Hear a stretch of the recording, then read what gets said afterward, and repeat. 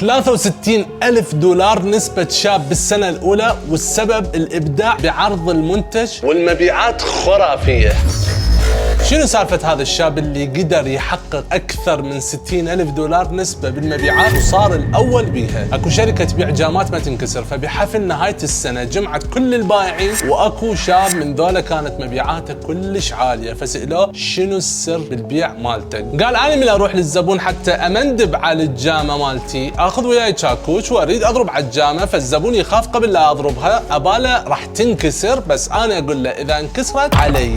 فهنا الزبون تجي الثقة بمنتجي لأن شافني شقد واثق من شغلي وبضاعتي وما بيها غش. فبالسنة اللي وراها هم سووا حفل نهاية السنة، فكان هذا الشاب هم موجود وهم طلع أول بالمبيعات وحقق مبيعات أكثر من سنة الماضية. فتعجبوا وسألوه شنو السر؟ العام كشفت عن سرك